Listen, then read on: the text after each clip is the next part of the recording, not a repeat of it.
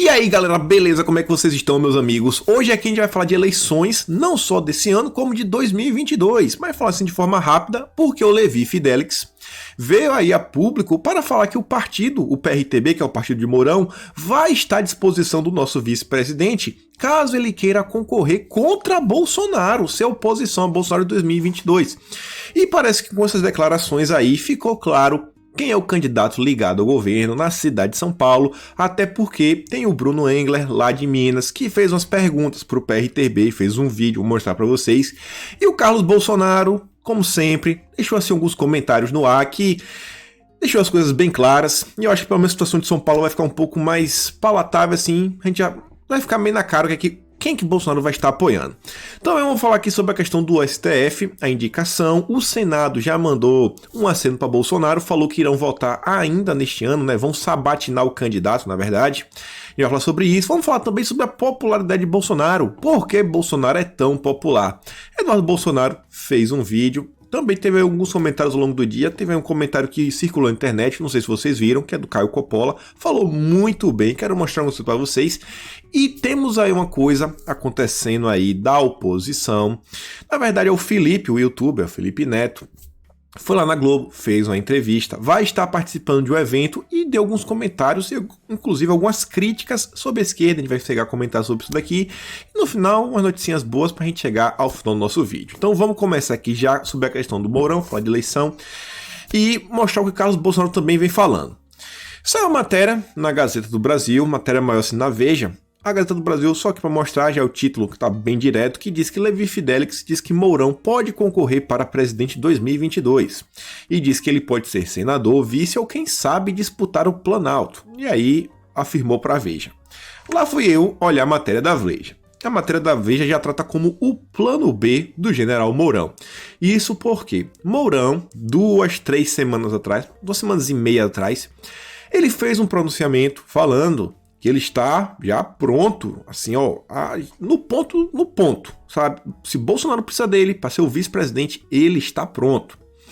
Mas a Veja diz, e já rolava essa conversa, que Bolsonaro pensa em um novo vice para 2022. E aí diz, ó, que Bolsonaro já sinalizou que pensa em ter outro companheiro de chapa nas eleições de 2022.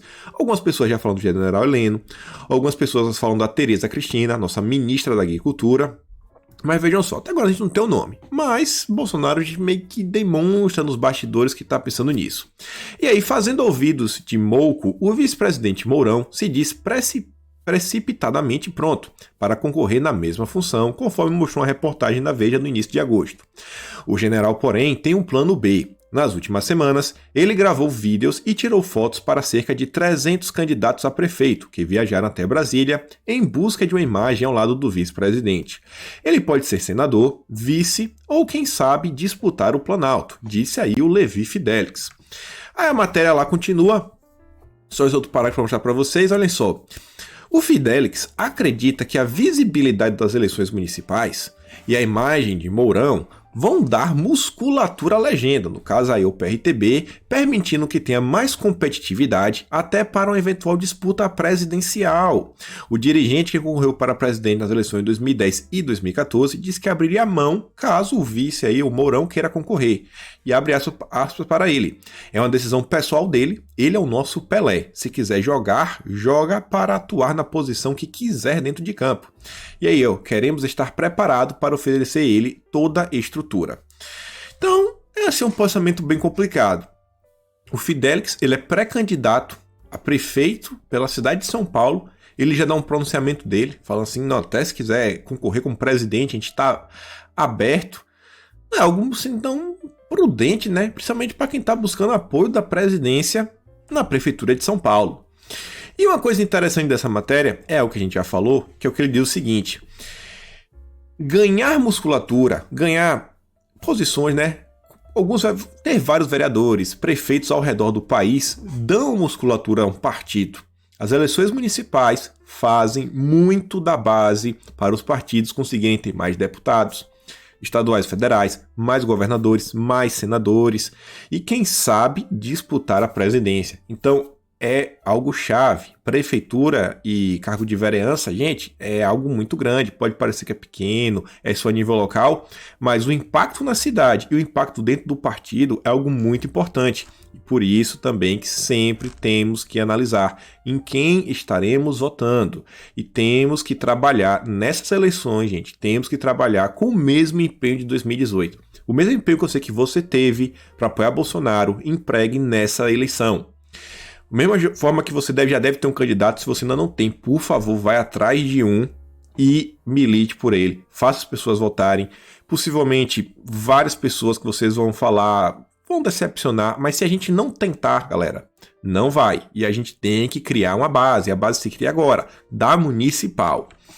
E aí a questão do Levi Fidelix, que para mim agora eu acho que vai ficar bem difícil para ele obter o apoio de Bolsonaro, foi uma questão que teve aí com o Bruno Engler, que inclusive o Bolsonaro já deu vários acenos. É um cara que realmente apoia o presidente tem vídeos com eles, fala sobre ele, elogiando o próprio Bruno. Então você vê que realmente esse é um cara que o Bolsonaro gosta.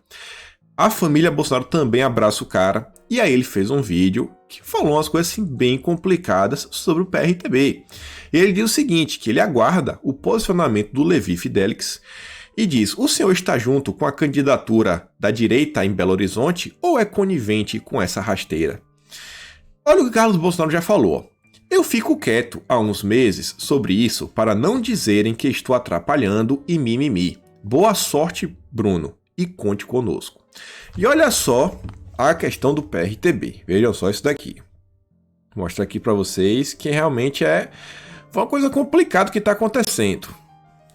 Pessoal, sou o Bruno Engler, candidato a prefeito de Belo Horizonte. Nas pesquisas já figuro em terceiro nas intenções de voto. Coloquei meu nome à disposição por acreditar que a gente pode fazer uma política diferente e melhor para o nosso município. Me filiei ao PRTB, um partido que não passou na cláusula de barreira, não tem tempo de televisão, mas antes de me filiar, eu fiz um acordo com o presidente Levi Fidelix que eu teria autonomia para gerir a minha candidatura, seja para trazer outros partidos, seja para escolher o vice. Nós fizemos uma costura e conseguimos trazer um partido que nos traria o tempo de televisão e nos garantiria no debate. O meu próprio partido sabotou esse acordo. Semana passada eu fui pego de surpresa quando o presidente municipal do PRTB me informou que ele estaria colocando o seu nome como candidato a vice, contrariando o acordo que eu fiz com o Levi Fidelix. Eu liguei para o Fidelix diversas vezes, ele não me atendeu, não me retornou. Eu fui a São Paulo tentar falar com ele não me recebeu e eu prefiro acreditar que ele não sabe da sacanagem que está sendo feita comigo em Belo Horizonte. Apesar de que o senhor Mauro Quintão afirma que tem a bênção da Nacional. Mas eu quero deixar um recado para todos aqueles que têm esperança nessa candidatura e acreditam na mudança de BH. Eu não vou aceitar pilantragem de dirigente partidário que quer impor as suas vontades para levar vantagem indevida num projeto que é nosso. Eu fui ao TRE e registrei a chapa com a vice que eu escolhi. Aqui já tá bom o suficiente, já deu pra vocês entenderem.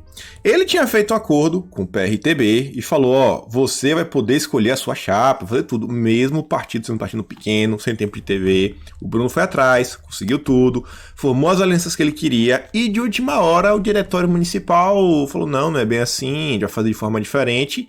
E ele tá falando que eu não vou aceitar. E, segundo ele fala, eu quero acreditar que o Levi Fidelix não sabe. E, gente, isso daqui não é uma cidade interior. A gente está falando de Minas Gerais, um dos maiores estados do Brasil. A capital é Belo Horizonte. Então, é aquela coisa. E aí, Fidelix? E aí, tipo assim, a gente vê o que está acontecendo em São Paulo. Tem um certo candidato, já foi inclusive visitar Bolsonaro no hospital, teve assim, certas visitas, inclusive Bolsonaro falou que ele já tem um candidato de São Paulo. Não é o melhor dos cenários, mas me parece que não é o Levi Fidelix. Eu tenho certeza que não é o Covas, eu também tenho certeza que não é a Joyce, o candidato de Bolsonaro, muito menos que Guilherme Boulos e o pessoal do PT. Então sobram alguns nomes aí, né? Eu acho que vocês devem conseguir, assim, não há certeza ainda, então não vou afirmar. Mas tá ficando realmente complicado. E parece que ser do PRTB, ser do partido do presidente Mourão, do Fidelix, não significa que temos aí bons candidatos. Então é muito mais importante votar pela pessoa que ela é do que votar só por questão do partido. Obviamente tem muita gente boa mesmo no PRTB. Paula Marisa está saindo pelo PRTB, o Edson Salomão, o Nicolas também de Minas Gerais, tá todos saindo pelo PRTB. Inclusive o Nicolas, ele falou, ó, o PRTB, o Aliança pelo Brasil ficar pronto, eu vou para a Aliança. Ele já deixou até claro já. Então, gente, essas eleições temos que ir atrás. E o pessoal de São Paulo, ó, fica analisando, vê essa questão aí do Levi Fidelix. O pessoal que tava pensando aí, eu acho que não vai dar tão certo, né? Esses posicionamentos são um pouco complicados, principalmente para quem tá em busca do apoio de Bolsonaro para as eleições municipais paulistanas. E aí, só um comentário, o Diego Garcia que fez, pra gente meio que adiantar um pouquinho o nosso lado, ele fala o seguinte, ó, estou muito orgulhoso de todos os amigos que se candidataram e decidiram sair das redes sociais para dar a cara a tapa. Não há ato mais patriota do que esse. Desejo sucesso e que não percam a essência e seus valores. Passo para trás só se for para pegar impulso para dar uma voadora. E, gente, eu vi muita gente criticando, vão voltar, sei lá, nesse pessoal que tava aí no YouTube, gente, influenciador de Instagram, isso, aquilo, outro. Meus amigos, eu acho que vale muito mais a pena, em vez de a gente ficar fazendo críticas, então, assim, se você, em vez de você criticar uma pessoa, tente demonstrar que outra é melhor, que existe algum candidato da direita melhor. Só fazer críticas negativas não vai ajudar em nada. Não vai ajudar em nada. Então, se vocês conhecem candidatos melhores, você fala pro seu amigo, fala, cara, esse cara aqui, o candidato melhor, eu conheço, é uma pessoa que não sei, é do direito, é da vida pública, já trabalhou em cargos executivos dentro de prefeituras, então tem assim, um conhecimento da máquina pública, sabe fazer, sabe como é que não faz. Mas eu vejo muita gente criticando, vocês elegeram um monte de deputados que não fazem nada e isso, que vários vieram do YouTube, vão fazer isso de novo. Eu não sou candidato, não sou nada, mas é muito fácil a gente reclamar que a gente não tem político, e quando as pessoas se candidatam, a gente reclama que também ninguém presta. Eu sou do time, se tá na direita, cara, independente quão direita, quão esperto, quanto genial a pessoa é, cara, tá na direita, pra mim tá valendo. Tá valendo, desde que a pessoa não seja aquela pessoa arrogante, que tem um passado meio esquisito. Continuando aqui a questão do STF, o Senado já deu assim um aceno falando que vai sabatinar o novo ministro indicado por Bolsonaro ainda este ano, na verdade em dezembro, pretende aí depois do segundo turno. E diz aí que o próprio presidente do Senado, o Davi Alcolumbre, se comprometeu com o Planalto de realizar a sabatina do indicado pelo presidente para o STF no início de dezembro, depois do segundo turno das eleições. A informação é da CNN Brasil. A presidente da Comissão de Constituição e Justiça do Senado, a Simone Tebet, endossou a previsão ao ser procurada pela emissora. Ou seja, também tem agora a Simone Tebet, que é da CCJ, que é o primeiro lugar no Senado, por onde o nome do indicado precisa passar. E a Simone Tebet, ela inclusive já deu alguns posicionamentos no passado, tipo assim, dando um aceno falando, se Bolsonaro quiser indicar o Noronha, o Jorge ou o Mendonça, vai ter problemas. Significa que não vão passar, mas ela já adiantou que vai ter problemas.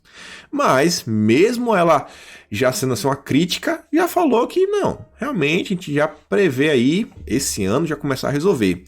E abre aspas para a própria Simone Tebet, estamos falando da Suprema Corte do Brasil, que precisa de sua composição plena para constitucionalmente deliberar sobre as questões mais relevantes ao país. O presidente, Davi Alcolumbre, fala por nós quando diz que a indicação terá prioridade de votação presencial. Antes de indicar o próximo ministro do STF para a vaga, Celso de Mello, que antecipou a aposentadoria, Bolsonaro quis se certificar, segundo o jornal, de que a indicação não ficará pendurada por muito tempo e mandou emissários conversarem com Alcolumbre.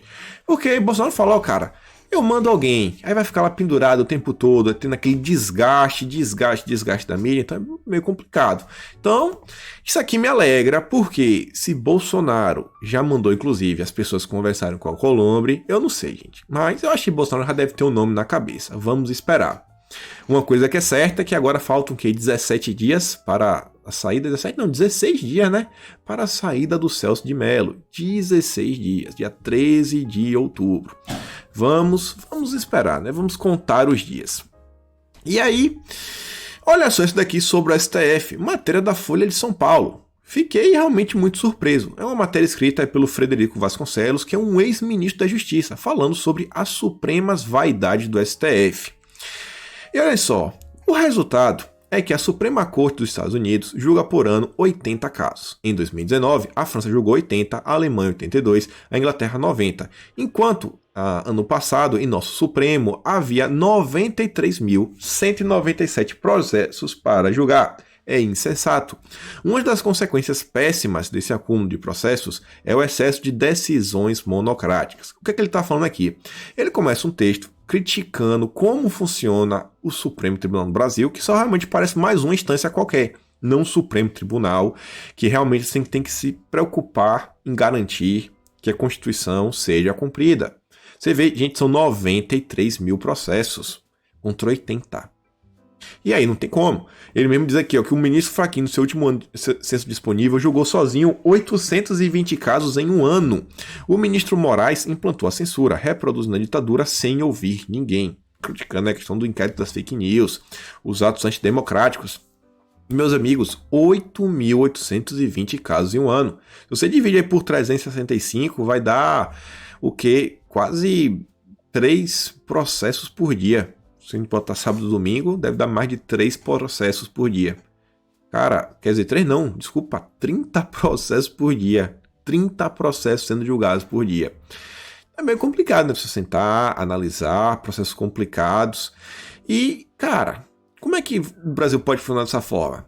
Todo mundo comemorando, foi pro Supremo, aquela frase clássica, né, que foi eternizada. E aí você vê, em resumo, hoje, 11 Supremos. Fosse pouco no Brasil, só se vai preso depois de 4 instâncias, 5 com juiz de instrução, o que não ocorre com nenhum dos 193 países da ONU, quando se dá em primeira ou no máximo segunda instância. E a gente pôde ver que quem derrubou a prisão em segunda instância, na verdade, foi o próprio STF, porque o STF meio que entra como uma instância. Então, a forma como o sistema judiciário no Brasil está atualmente é algo muito complicado que a gente está vendo todos os absurdos que estão acontecendo no nosso país. Principalmente na área de segurança, é só olhar para o Rio de Janeiro. Não pode mais ter operação, não pode mais ter uso de helicópteros, e tudo por decisões do STF. Não vamos liberar os presos. E você vê, fosse pouco, o Supremo se auto-otorgou também o papel de poder legislativo e de executivo, proibindo inclusive nomeação de ministros e agentes administrativos, redução de salários, emprego da Força Nacional, entrar em favelas e usar helicópteros nos morros. Então a gente tem um problema realmente estrutural no sistema judiciário brasileiro. A gente está aí com um vislumbre de uma pequena mudança, que eu acho que já deve dar uma mudança grande, mesmo sendo apenas o nome, a gente já comentou sobre isso. E vamos observar, né? Vamos observar. Esse ano aí, até dezembro, que tudo indica que nós teremos o nome de quem? Quem que será o novo ministro de Bolsonaro? Quem será?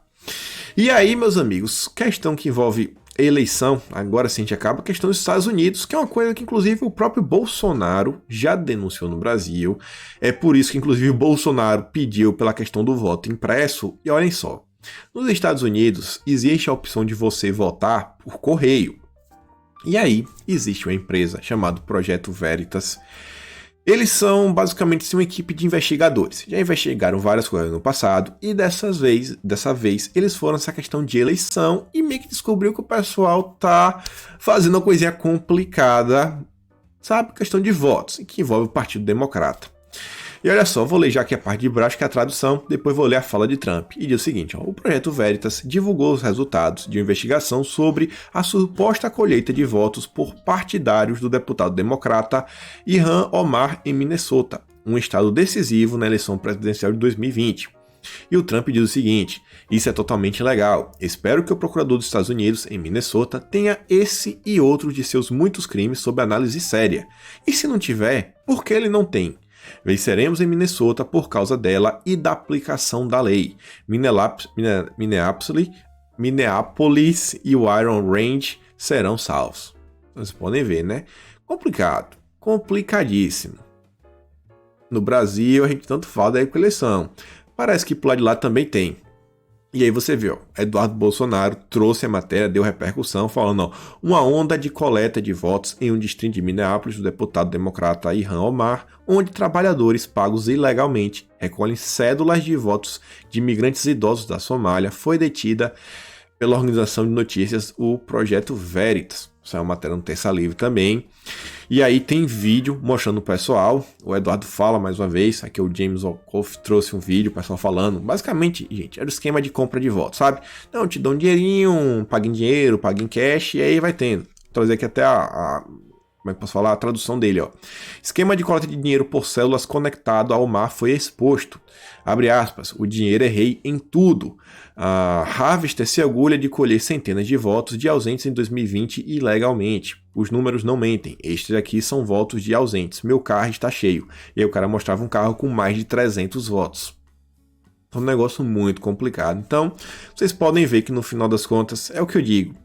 Os problemas que outros países vivem, gente, a gente também vive. E às vezes é interessante a gente olhar para a gente ver a repercussão. Porque se no outro país deu errado, tudo indica que no Brasil também pode dar errado algumas coisas, né? Não é à toa que Bolsonaro é tão preocupado com a questão da apuração dos votos, apuração das urnas. Não podemos esquecer do voto impresso. Inclusive, se eu não me engano, eu acho que se vocês também não se enganam, acho que foi o STF, né, que falou que não, esquece esse negócio de voto impresso, esquece, tudo besteira.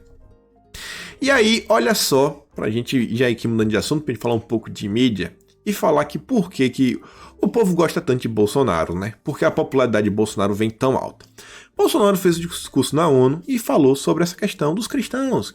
E, cara, não é tão fácil ser cristão nos dias de hoje.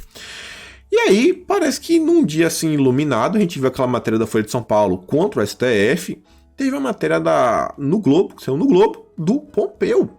Aquele que tava aqui, veio dar um rolezinho com o Ernesto. E aí ele tá falando, vejam só o título, ó. Católicos do país dos amigos, que Dória tem os seus amigos, e o testemunho moral da igreja. E fala, ó, a situação dos direitos humanos, lá no país dos amigos do Dória, tem se deteriorado severamente sob o regime autocrático do Xi. Agora, mais que nunca, o povo de lá precisa do testemunho moral e da autoridade do Vaticano para apoiar os crentes religiosos. E aí ele discorre todo o texto mostrando sobre toda a perseguição que as pessoas lá vêm vivendo. Então, mostrando que o que Bolsonaro falou lá em seu discurso na ONU era verdade, falando, ó, cara, não é tão fácil ser cristão no dia de hoje. Eu apelo às entidades internacionais, que é uma luta mundial. Inclusive, o Alexandre Garcia desmentiu lá o repórter da CNN, não foi? E aí, sobre esse mesmo pessoal, enquanto Bolsonaro está denunciando, enquanto Trump está denunciando, o Pompeu, canais de direita do Brasil, aí aqui temos a Band News para falar que teve acesso às instalações do laboratório do Sinovac, vocês estão vendo aqui, deve saber qual é, que é a vacina deles. E aí vai lá, faz uma reportagem para mostrar como é algo sensacional, bom e diversas coisas. E o Leandro Ruschel fala o seguinte, ó, disclaimer. Lembrem-se que a CCTV, a parceira da Band, é uma TV estatal controlada pelo Partido Comunista lá do pessoal. É um pessoal que tem uma participação financeira na Bandeirantes. Não à toa a Bandeirantes defende tanto, né? Em outras palavras, não se trata de uma investigação jornalística, mas uma peça de propaganda replicada pela Band. Então o pessoal às vezes não entende, porque cada dia que passa, a mídia vem perdendo credibilidade e o governo Bolsonaro, as pessoas da direita, vêm ganhando mais credibilidade. E aí, olhem só isso daqui, porque a mídia perde credibilidade. Uma imagem vale mais do que 1000 palavras. Eduardo traz aqui, né, matéria da Veja diz o seguinte: Revista Veja de 2005, quando estava sob outra administração. Algumas ONGs devem sentir saudade deste tempo. E olhem só, como eu amo a internet. Ela tem uma ótima memória e adora destruir a hipocrisia de muita gente. Exemplar da Veja de 2005 dizendo: Amazônia à venda. Petistas presos aceitavam propina de madeireiras que devastavam a floresta. Então parece, né, que essa momento de calamidade pública não surgiu o governo Bolsonaro. Na verdade, o governo Bolsonaro, na última semana aí, tá aplicando quase 900 milhões, estava indo atrás, né, no judiciário, de cobrar 900 milhões em multa do pessoal cometendo crimes ambientais. Então é meio complicado, né? A narrativa sempre acaba e coloca só uma serra, escrito corrupção. Ai, o passado, né? O passado tá aí. Mas a hipocrisia hoje não deixa. E aí teve um caso engraçado na Globo News. Não vou nem passar aqui o vídeo, porque eu vou dar pra explicar pra vocês, ficar bem claro. O pessoal fez uma piada com o Jorge Pontual. Muita gente falou que ele, inclusive, vai ser demitido. E por quê? Eu vou ler o que o Fábio Faria falou e depois comento. Ele diz o seguinte, ó. Parabéns ao jornalista Jorge Pontual, da Globo News, por trazer uma informação precisa acerca dos reais números de focos de incêndio na Amazônia. E ele vai lá, gente, ele fala que, na verdade, tipo, tem incêndios muito maiores acontecendo em vários outros locais do mundo nesse exato momento. Que a questão da Amazônia não é tão ruim assim, não. Tá longe disso, que não é bem desse jeito. E falou isso na Globo News. Eu acho que ele, não sei, deve ter faltado, sabe aquele ponto que tem no ouvido, que a pessoa fala no seu ouvido, igual a Miriam Leitão, ou o teleprompter? Acho que ele se atrapalhou um pouquinho. Eu acho que vamos puxar o pezinho dele, viu? Acho que vai ficar complicado, mas quem diria, né? Ver um próprio jornalista da Globo desmentindo a narrativa que a Globo tanto gosta de vender. E aí, outro motivo de por que a popularidade de Bolsonaro fica tão grande é porque nosso presidente sempre falou, olha, não dá só para pensar na questão da saúde e esquecer da economia, tem que andar de mãos dadas, ambas são importantes. Mas não adianta, o pessoal insiste no fique em casa. Não, fique em casa, fique em casa. E vejam só, nos próximos 30, 40 dias não há nenhuma possibilidade de torcida. Quem falou isso? Quem diz isso é o Walter Feldman, secretário-geral da CBF. Diz que as partidas de futebol do Campeonato Brasileiro devem continuar sem presença de público pelo menos por mais um mês. Vocês viram que tinham liberado inicialmente, voltar a ter aí 30% da torcida para voltar a ter uma arrecadação, movimentar a economia. O próprio presidente Bolsonaro desse exemplo falando do cara que vende chá gelado do lado de fora dos estádios. Que o estádio fechou, ele perdeu a forma, era um ambulante que vendia chá, vendia o espetinho, vendia o cachorro quente, tinha seu carrinho de qualquer coisa ali na frente do estádio de futebol. E agora não tem. Fora a própria renda do estádio, as pessoas que trabalham no estádio. Não, STF, CBF, não, fique em casa, fique em casa. E olha só, em relação à torcida, a decisão é deixar para frente, vamos reavaliar. Havia uma ideia original de volta da torcida no retorno em 6 de novembro, nos próximos 30 a 40 dias. Não há nenhuma possibilidade de torcida ter antecipação efetiva em jogos de futebol, disse a CNN.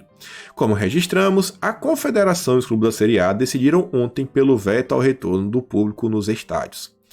E aí o Renato traz informação interessante sobre quem é o secretário-geral da CBF, o Walter Feldman. E diz que ele é um dos fundadores do Rede e coordenador da campanha de Marina. Olhem só, a Rede do Randolfo Rodrigues. CBF mais Rede Globo já possuíram o mesmo advogado, o qual está hoje na Suprema Corte. Vocês sabem quem é? É o ministro Luiz Roberto Barroso. Sabe que coisa interessante também? É que um escritório de pessoas, assim, familiares do Barroso, não sei quão distantes são do Barroso, são, sei lá, um primo, um sobrinho, receberam, assim, um dinheiro considerável para ajudar, assim, com alguns, como é que eu posso falar? Conselhos, pareceres, acho que mais parecer, né? Com a questão do DPVAT. E sabe qual foi o partido aí que estava nessa? Foi a Rede. Foi a Rede. Esse aí que o Feldman criou.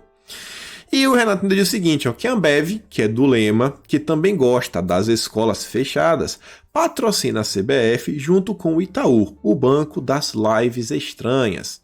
Você vê, né, a Ambev ganha tanto dinheiro com comercial, né? Comercial. Se as pessoas não podem ir para os estádios, bom, elas têm que assistir de algum lugar, né? Então, quer dizer, não ganham dinheiro com comercial, mas eles investem bastante em comercial.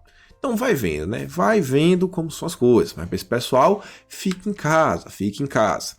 E essa mesma gente que fala para você ficar em casa, fica escandalizada com essa daqui, ó. Segundo o relatório, se nada for feito, 265 milhões de pessoas não terão que comer até o final do ano. Ah, vá. A gente falou isso daí. Quantas e quantas vezes foi repetido? Não dá para ficar em casa e deixar a economia para lá. Nem todo mundo é Vera Magalhães, sabe? Que ganha um salário que é o teto para trabalhar um único dia na semana. Não é assim, sabe? O cidadão humilde, a camada mais baixa assim, cara, o cara às vezes não tem reserva. Vende o almoço para pagar a janta. Mas e aí agora? Agora deixa pra lá, né? Deixa pra lá, tá tudo liberado. E aí, saiu no Estadão um editorial para falar que, por enquanto, Bolsonaro se sustenta graças a uma combinação de populismo barato com capacidade de fingir que é presidente. Será que é por isso mesmo que o Bolsonaro é tão popular assim? A Cláudia Weil diz o seguinte: a militância profissional do Estadão não se conforma. A ficha só cairá depois da reeleição de Bolsonaro. Não tem como respeitar minimamente um folheto como este. E o Carlos Bolsonaro acrescenta: jornalismo, entre aspas, barato. E aí o próprio filho de Bolsonaro, não o Carlos, agora o Eduardo, fez assim uma mini thread no Twitter tentando entender por que o Bolsonaro é tão popular. E depois eu vou mostrar para vocês a fala do Coppola, que falou muito bem. E o Eduardo diz o seguinte: porque a popularidade de Bolsonaro é alta e não só por conta do auxílio emergencial. Dá uma lida nisso daqui, Primeiro, no período pré-eleição, pesquisas diziam que Bolsonaro tinha no máximo 1%, 2%, 10%, mas nós sabíamos que era muito mais. Assim, não sou de confiar muito em pesquisas, mas confio que a aprovação do JB atualmente está em alta devido a alguns fatos. Vamos lá. Repúdio ao lockdown sem critérios, Bolsonaro sempre foi contra, e o povão tá vendo o quanto isso impactou no dia a dia. O Brasil é um dos melhores países recuperando sua economia e emprego no pós-pandemia, e isso realmente é verdade, gente. Se vocês procurarem ao redor do mundo, tá complicado em muito lugar. Terceiro, jornalistas que projetavam milhões de óbitos não fizeram meia-culpa. Olha a questão do Átila. Reunião ministerial mostrando o presidente sendo o mesmo em público e reservadamente. Essa reunião ministerial realmente foi sensacional. Acho que o Sérgio Moro achou que ia derrubar Bolsonaro, mas no final das contas, acho que Bolsonaro realmente é um dos melhores presidentes da história. Quer dizer, melhor não, é o melhor presidente da história do Brasil. Todo mundo ficou muito mais fã de Bolsonaro. Repúdio a governadores bolsonaristas, entre aspas, que após eleitos passaram a fazer oposição ao JB, Bolsodória. Você tá vendo aí, Quem é que tá contra Bolsonaro? O Witzel. Então, isso acaba aumentando ainda a popularidade de Bolsonaro. Outra coisa que aumenta: interferência do STF no executivo e legislativo. Gente, todo ser humano tem a tendência de ficar do lado de quem sofre perseguição, sabe? Sofre ataques. Acaba sendo do lado da vítima, que é a questão aí tanto do executivo quanto do legislativo. A gente já vendo tudo, principalmente o STF, o Poder Judiciário como um todo, mas o STF, rapaz, complicado, complicadíssimo. Depois, perseguição midiática e judicial a conservadores, e o povo não é besta, fala assim: vem cá, por que vocês estão perseguindo pessoas comuns? Porque o cara que estava ali, usando o Instagram para fazer uma propaganda para Bolsonaro, agora está sendo convocado para prestar depoimento da Polícia Federal. Por que não sei quem foi preso? Não dá, Depois, Globo e Folha em guerra simétrica contra a família do presidente e seus aliados. Realmente, se a Globo tá contra, é porque é bom. Crimes cometidos por antifascistas noticiados como democráticos. E famílias de verde e amarelo nas ruas como antidemocráticos. Sem já gostou de falar, sabe? Toda manifestação pró-Bolsonaro é manifestação antidemocrática. Pintam, sabe? Faz aquela escarcel assim, não, é a pior coisa do mundo. Outra coisa que realmente deixa inúmeras pessoas maravilhosas, isso aqui não é só a direita, isso aqui pega muito dos isentões, aquela galera isentona pró-Brasil, sabe? Eu não sou nem de direita nem de esquerda. 21 meses sem escândalo de corrupção. Gente, na história do Brasil, e o pior que a gente realmente sabe, e o pior que até a mídia sabe. O pior é que até a mídia sabe. Tanto que eles não ficam nessa, eles ficam tentando pegar picuinha, uma pequena fala. Bolsonaro é autoritário, Bolsonaro é isso, é aquilo. Mas eles sabem que não tem nada. Sabe? Ninguém duvida. E eles têm uma raiva disso. O Bolsonaro falava o quê? Me chama de corrupto. Outra aqui, opositores políticos enrolados com a justiça e PRF por corrupção. Não precisa falar mais nada. Auxílio emergencial pode realmente estar dando ajuda. E é o seguinte, quando os fatos mostram uma coisa e os grandes jornais fazem malabarismo para tentar demonstrar outra, a população percebe e fica do lado da verdade, pois as imagens falam por si só. E graças à internet, olha só, não a Globo, ao Folha, o acesso à informação foi democratizado. Foi uma ordem espontânea, não fruto de lei ou de um político. E por isso que eles são tão preocupados com controlar a internet. Eduardo até fala aqui no final, Mas, mesmo sabendo que notícias fantasiosas geram na população a ojeriza que leva a apoiar Bolsonaro, eles não vão parar de atacar o presidente e quem o cerca.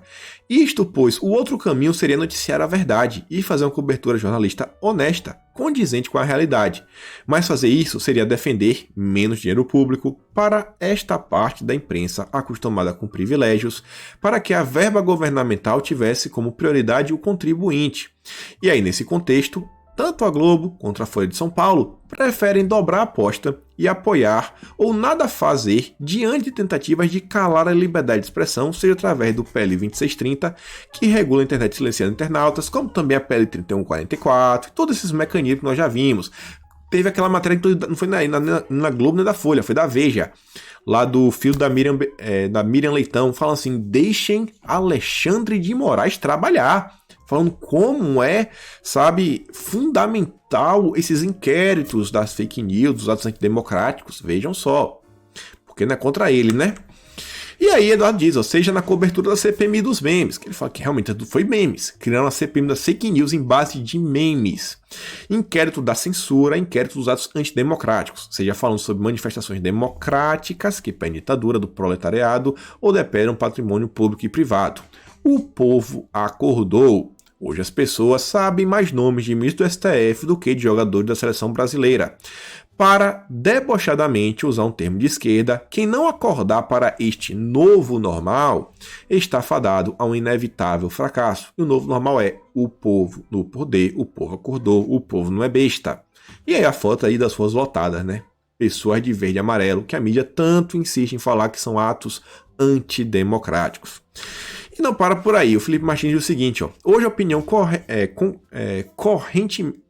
correntemente publicada pela grande mídia reflete mais o ponto de vista das redações do que a opinião popular, cada vez mais blindada contra a manipulação, graças às sempre atacadas redes sociais. Ou a imprensa tradicional se adapta aos novos tempos, ou vai chegar ao fim. Isso daí realmente a gente está vendo. Número de assinaturas, se vocês forem olhar, da Veja, da Globo, da Folha de São Paulo, só fazem cair ou se estagnaram. Não tem crescimento da audiência desses jornais. Simplesmente não tem. Enquanto canais no YouTube continuam a crescer, fico muito feliz por vocês que compartilham os vídeos. Para a Globo isso não acontece. Para a CNN não está também tão boa assim, né? Mas você vê, por exemplo, a Rede TV. A Rede TV está se adaptando. Contratou Siqueira, contratou Lacombe, contratou o Silvio Navarro. Você vê a própria Jovem Pan. Botou para correr o Felipe Moura Brasil.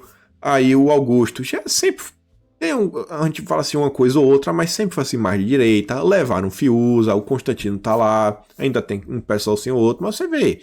Quando você bota assim no pacote, tá muito mais à direita do que outras empresas e por isso a Jovem Pan vem tendo muito mais audiência. Por isso também a Rede TV vem crescendo.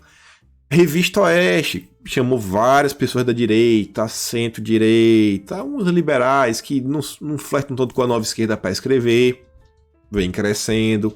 Todo mundo que tá seguindo essa nova ideia, desse novo normal, quer seguir a opinião do povo, vem crescendo. Vamos ver cena dos próximos capítulos. E aí, ó, olha só isso daqui, ó. Em domingo de muito calor, Praia dos Rios registram aglomeração. Trata de pessoas tomadas pelo pânico, sabe, de ficar doente nas escolas. Fazendo piada, mas aí o também está fazendo. E você vê, gente, o povo já decretou o fim de tudo. Ninguém mais se importa com nada. Acabou, não dá mais para manter o país fechado.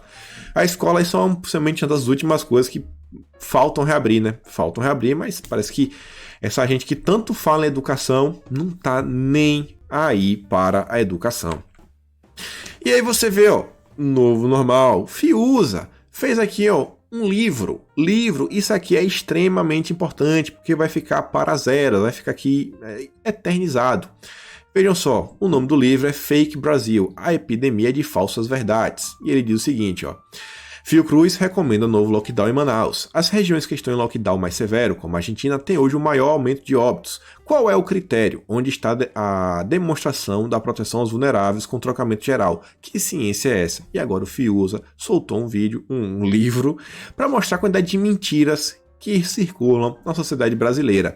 E não sei, pelo menos aqui olhando para as fotos eu tô vendo o Ciro, tô vendo aqui, me parece ser o Mandetta, aqui me parece ser o Dória, acho que talvez seja o Boulos, talvez Rodrigo Maia, Alcolumbre, não sei, já apesar que meio nordestino, não sei, mas aqui o Toffoli, Gilmar Mendes, o Pichuleco, vocês podem ver, né? Então, vem crescendo. E faça a pergunta, o Fiuza não é um bolsonarista, né? Ele é de direita, realmente é. O que o pessoal que realmente assim tá lá do presidente vem fazendo? Onde está o trabalho cultural da direita bolsonarista? Sinto que o pessoal meio que deixou esse lado de lado, né? Essa luta cultural meio que ficou de lado. E aí teve um vídeo do Coppola que realmente o danado do Coppola mandou muito bem, muito bem. Quero mostrar aqui para vocês pelo menos um pedaço, que foi o pedaço que Bolsonaro colocou. Vejam só o que o Coppolinha falou. Na emissora de maior audiência, chegaram a associar o presidente da República ao assassinato de uma parlamentar, mesmo contra todas as evidências noticiadas na própria matéria. No jornal de maior circulação, um editorialista publicou um artigo odioso intitulado "Por que torço para que Bolsonaro morra?".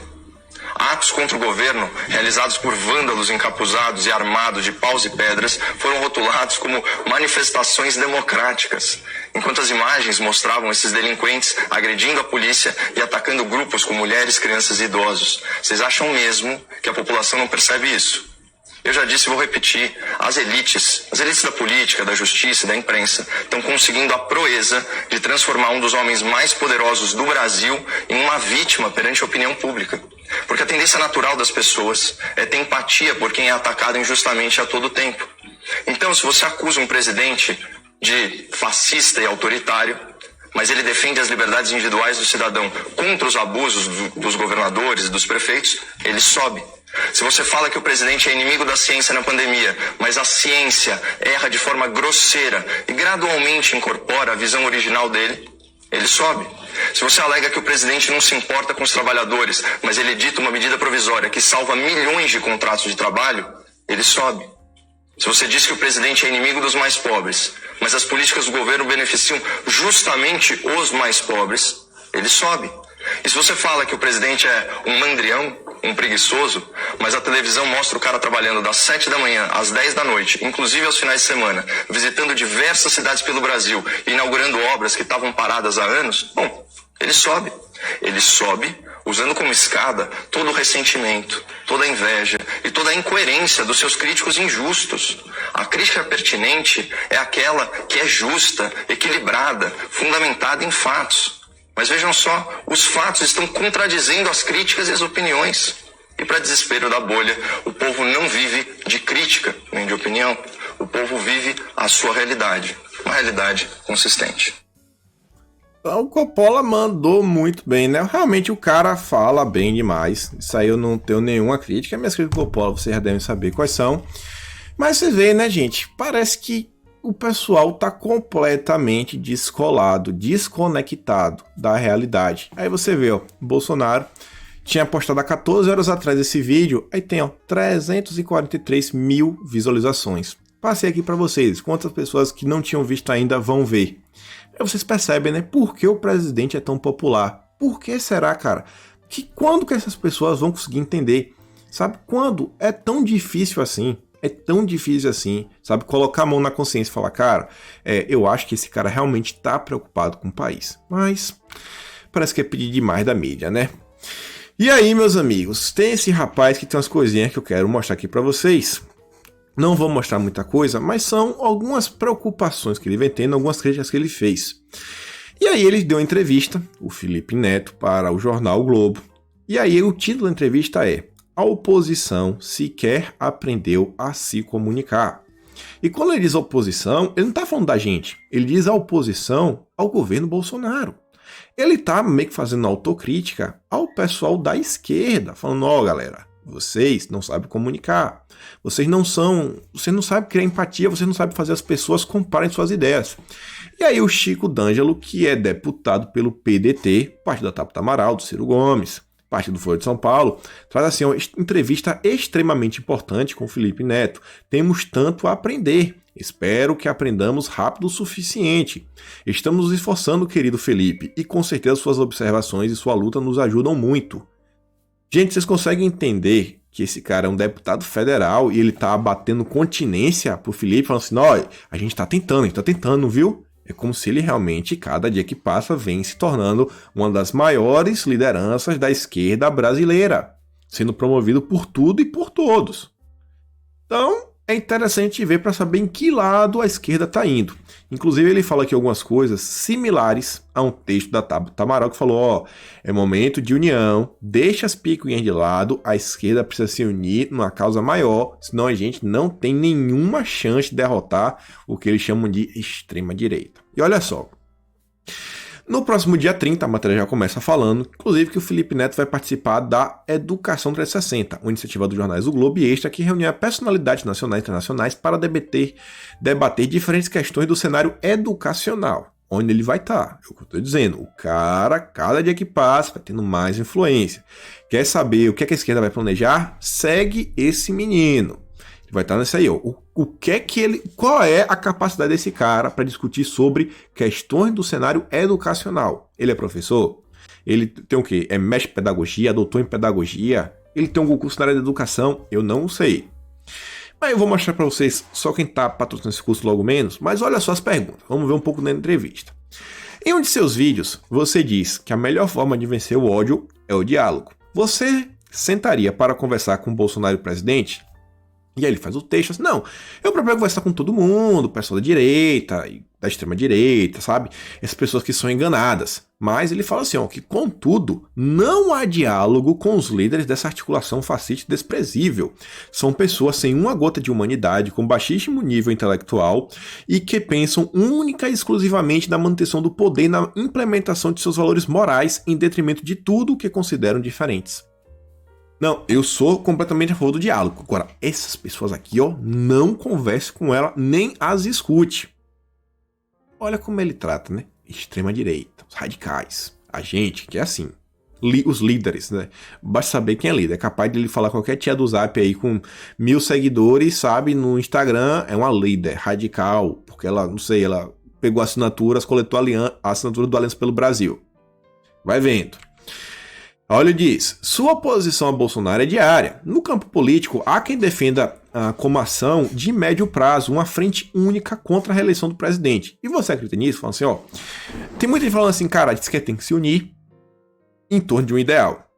E ele diz o seguinte, ó, para 2022, eu tô sem esperança. Se ele tá falando isso, é porque o grupinho dele, mais globalista, dessa nova esquerda progressista, não nova esquerda liberal, do novo MBL, já estão pensando a longo prazo. É uma coisa que eles, pelo menos no passado, sabiam fazer. A prova disso é a criação do Foro de São Paulo. Foi toda a luta durante o regime militar até a chegada de Lula no poder. Mais de 40 anos de revolução cultural.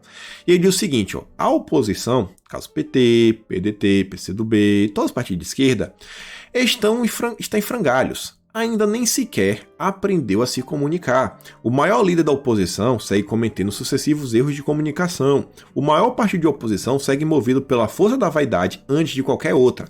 E aqui ele está mandando um recado claro para o PT. Essa tal frente única me parece cada dia mais difícil, mas isso foge de minha alçada. Como cidadão, espero ver isso acontecer. Caso contrário, prevejo novamente o segundo turno entre Bolsonaro e PT e mais uma vez a vitória de Bolsonaro. Espero até errado. Então no recado do PT, ó. Deixa a vaidade de lado, falando já que o PT não é mais tão popular como era no passado e talvez tenha que baixar a cabeça. Esquece da figura do Lula. E olha só, recentemente você comentou o vídeo de Lula em defesa de Bolsonaro, no caso da suposta defesa na PF, com a mensagem: eu já desisti, estou saindo aos poucos, não me sobram mais esperanças. A frustração significa que você ainda via na atuação de Lula uma saída para o bolsonarismo? Você ainda considera crítico a ele? Ele fala que ele é crítico de todos os partidos, de todos os presidentes, que o papel dele é criticar. E sobre o PT, só no final ele diz o seguinte, ó. O PT é incapaz de largar o osso até quando sabe que seu candidato vai ter 2% dos votos, para a Prefeitura de São Paulo, por exemplo. Enquanto o aliado tem chance de ir ao segundo turno. Nessas horas, a vontade é essa mesmo, pegar minhas coisas e ir embora. E é o que eu falei que tinha mandado um recado pro PT.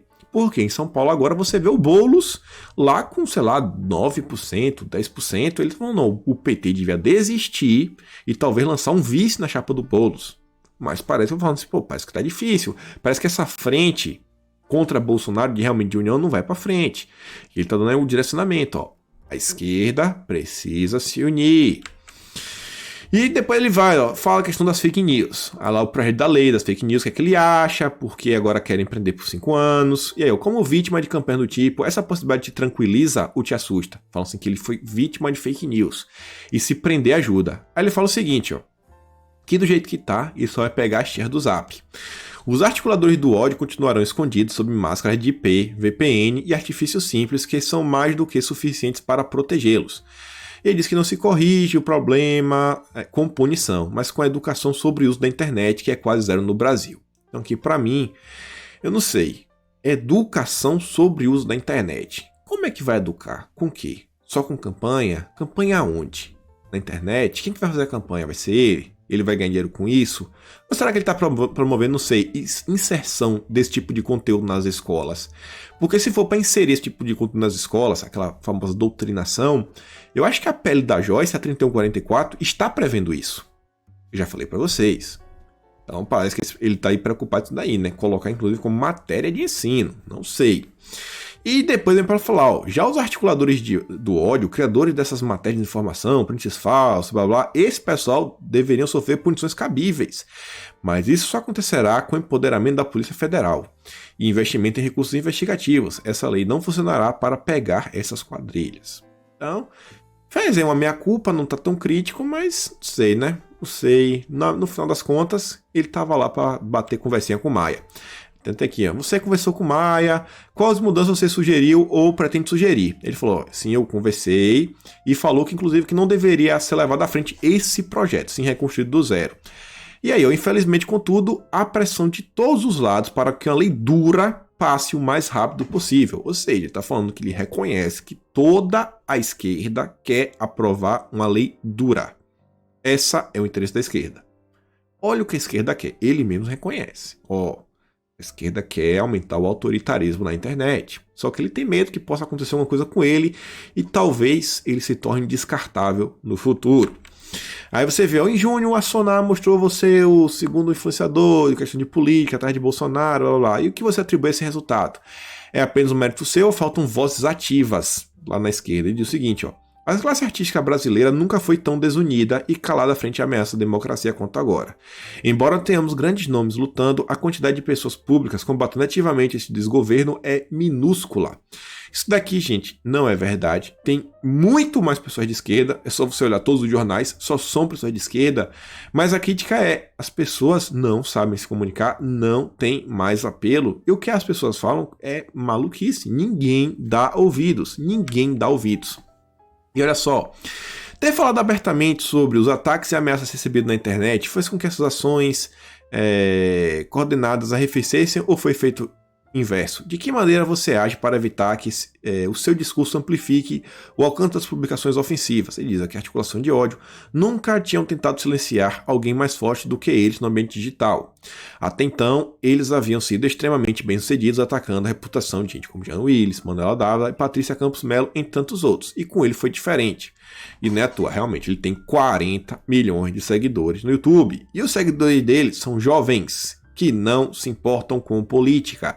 Ele molda o pensamento político das crianças e jovens sem que elas saibam que estão aprendendo sobre política. É uma conversinha ali, uma conversinha acolá. Mostrou uma vez para onde ele pega, ele fez um react, ele fez assim uma reação à prova, que fazia uma pergunta sobre o presidente, aí o cara tacou o pau, era o Temer. Ele falou, nossa, eu achei que era sobre o Bolsonaro. Não, realmente. Porque se fosse Bolsonaro, eu não sei nem que adjetivo eu usaria. Então já fica naquela ideia, né, que Bolsonaro é horrível, Bolsonaro é horrível. E o cara vai crescendo com aquilo, pô, meu ídolo acha Bolsonaro horrível. Então você vê, ó, e você inclusive vê as pessoas que ele tá do lado, né? O Jean, Manuela, Patrícia Campos Melo. E aqui você vê, ó, olha o seminário, congresso, sei lá o que vai ser isso daqui que ele vai participar. Educação 360. Patrocinado pela Itaú, lá o pessoal, que tem a Alana, né?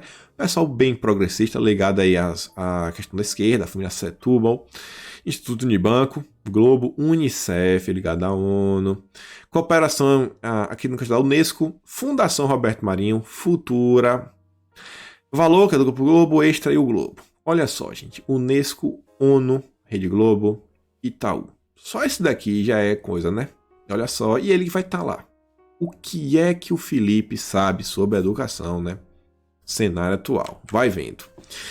E aí, que eu vi uma coisa aqui no meio que não tem muita coisa a ver com isso, mas é interessante mostrar que esses problemas que a gente vive hoje, a gente já tem há muito tempo. Muito tempo. A diferença é que hoje, com a internet, o povo está ganhando voz. Mas olha só, gente, uma revista de 1926, a revista chamada Ordem Nova. Eu achei essa revista interessante, deu assim, alguns artigos. E eu achei interessante a forma como eles mesmos se anunciam, sabe? Como eles se definem. A revista Ordem Nova, de 96, era uma revista antimoderna, que o pessoal fala da Semana de Arte Moderna de 1922, como isso travou a arte brasileira. Inclusive, vários conservadores pensam para 2022 refazer a Semana de 22 para tentar trazer as coisas para o caminho certo de novo. Antiliberal, antidemocrática, não no sentido que não é, como é que eu posso falar? Um sentido ruim. Eles criticam algumas coisas da democracia, que não é um sistema perfeito, mas ainda assim é o melhor. Antiburguesa, antibolchevista, questão da direita. Contra-revolucionária, reacionária, católica, apostólica, romana, monárquica, intolerante, intransigente, insolidária com escritores, jornalistas e quaisquer profissionais de letras, das artes e da imprensa. Então tem uns textos interessantes, você vê, desde 26 já tinha problema de revolução, já tinha problema com os revolucionários, os comunistas, no caso os bolchevistas, que eram depois lá o pessoal da União Soviética. Então vai vendo como são as coisas, né? O mundo não muda, só vai meio que evoluindo. E você vê aqui, só uma notícia boa para terminar, falando só de polícia. PF mira exploração ilegal de diamantes em terra indígena. Tem um vídeo aqui no canal, que foi do Pequim, um vídeo de 10 minutos, se não achar aí, que eu falo assim, segredo do garimpo. E por que Bolsonaro sempre se preocupou com essa questão? Bem interessante, bem interessante. Tivemos aí a apreensão foi um prejuízo de 6,5 milhões de reais, coisa relacionada aí, ó, orégano, lá na região de Santa Catarina. Tivemos mais outra aqui de 3,5 toneladas, vejam só. E tivemos aqui mais 105 quilos de farinha de trigo. Isso aqui também acho que dá mais dinheiro, porque aqui é muito mais caro, né? Então vocês conseguem ver. E eu acho que chegamos ao fim. Sim, chegamos ao fim do nosso vídeo de hoje. Então, meus amigos, fico por aqui. Aquele grande beijo, abraço, tamo juntos e valeu, galera.